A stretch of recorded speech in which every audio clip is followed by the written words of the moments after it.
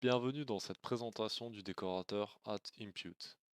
Nous allons voir dans cette courte vidéo comment fonctionne le data flow de communication entre un composant parent et le composant enfant. Pour ce faire, j'ai créé un composant exemple. Dans ce component, je vais venir créer un bouton dans lequel je souhaiterais modifier le titre depuis le composant parent.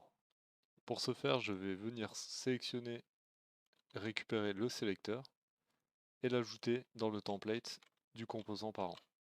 Ainsi, le bouton va. Alors je vais juste rajouter un petit peu de style et nous voici avec le style de matériel. Dans un premier temps, je vais venir remplacer ce texte et ajouter une interpolation. Je vais également rajouter dans la partie TypeScript la propriété title qui va prendre exactement le même texte pour le moment. Et nous allons pouvoir commencer à ajouter notre décorateur sur cette propriété title. Évidemment, on n'oublie pas de l'importer. Et comme on peut le constater, il n'y a aucun changement, parce que nous avons défini une valeur par défaut à cette propriété.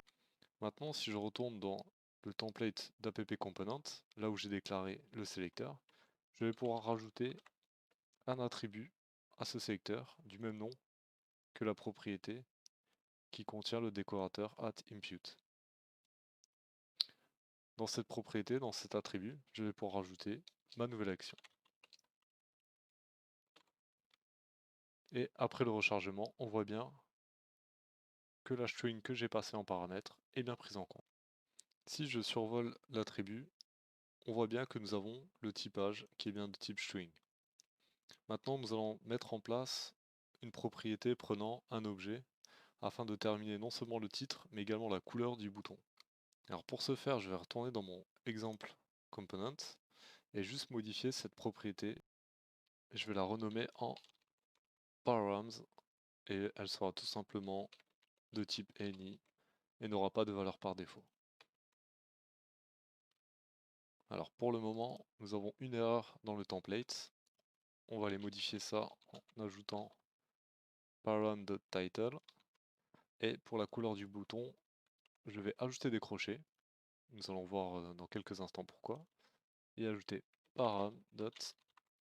Et en modifiant la propriété, enfin l'attribut title que nous venons de mettre. Donc dans notre component exemple, on lui a indiqué que params serait notre input.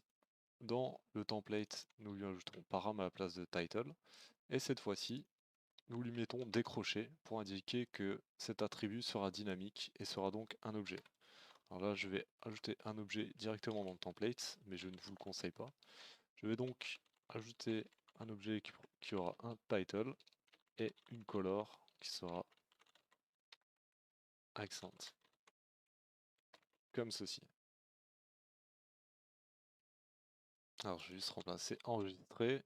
Et nous voyons bien que toutes les modifications sont prises en compte. Je vais pouvoir changer le title en modifié et passer la color à primary. Et toutes les modifications sont bien prises en compte depuis le parent vers l'enfant. Évidemment, cet objet, on peut le déporter dans la classe appComponent.ts. Donc je vais ajouter une propriété qui se rappellera params from parents pour bien montrer la différence. Je récupère cet objet et je le mets dans le template. Donc nous avons bien à gauche le nom de notre propriété dans le composant enfant et à droite l'objet dans le parent.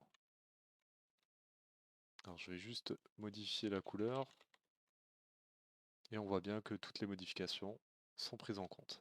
Alors il n'y a plus qu'une chose à savoir sur le décorateur impute, c'est la possibilité de renommer l'attribut.